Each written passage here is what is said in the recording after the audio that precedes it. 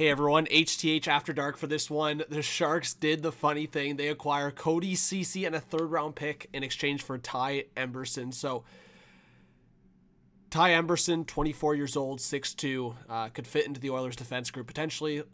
$950K cap hit. So, Troy Stetcher's got a lower cap hit. I think if he's the sixth defenseman in and the Oilers need cap space, he could have the edge in that front. They also signed Josh Brown, so we'll see what happens there. But from Chris Johnson, Edmonton continues to cook with decisions on Philip Broberg and Dylan Holloway, offer sheets pending. So, I mean, guys, my thoughts have been they were going to let Broberg go. I mean, I've been high on Broberg. 6'4", mobile defenseman. Like, the mobility is a big thing for me there. And you see the IQ, you see the shot, you see the potential.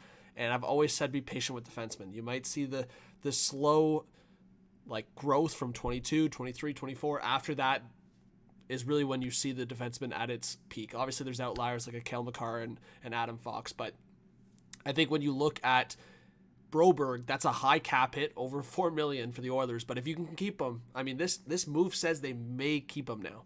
And that's the same thing that Mark Spector's saying is Oilers trade Ceci in a third, get Ty Emberson, room now to retain Broberg, suspect Holloway's a blue with Podkolzin in addition. So that was the trade that I talked about earlier today. Holloway, 2.5 or just about $2.5 million. You look at Podkolzin at $1 million. The Oilers just acquire him. Is that their Holloway light addition? Bob Stauffer talking about busy day for the Oilers. Emberson had a very good season playing for Chris Knobloch and Steve Smith in Hartford AHL in 2022-2023 with some good numbers. And I mean, played 30 games in the NHL last year with San Jose. So I think Ty Emberson can be something. But I did want to point this out. So I went to Puck GM, kind of the new cap friendly. So Emberson for Ceci in a third. And I think that's obviously the I would say positive side for this trade for San Jose is whatever. You just soak the Ceci 1-year deal, you get a third-round pick. So Sharks keep piling on draft picks. Edmonton losing draft picks. I think their best pick now is in the 4th round. So you look at the cap space, and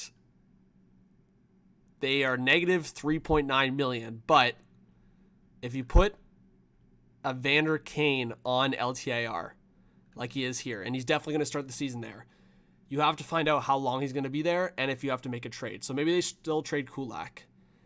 They still trade someone else. But right now, today, to start the season with Evander Kane on LTIR, the Oilers can afford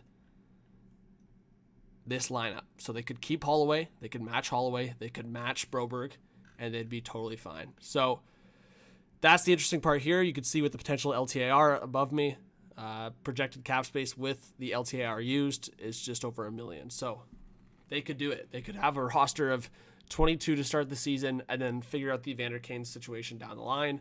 Probably means you dump a player or two in a trade, but that's risky. So we'll see, guys, if Edmonton, I would say, matches both, or like I said, I think it looks like a Broberg match now all of a sudden. I didn't think so. I thought they'd keep Holloway, but after acquiring Podkolzin today and now trading Ceci out, there's a clear spot in the top 4, and that could be for Broberg. So comment your thoughts down below. Subscribe, like, notification bell. We'll see you on the next one. Peace.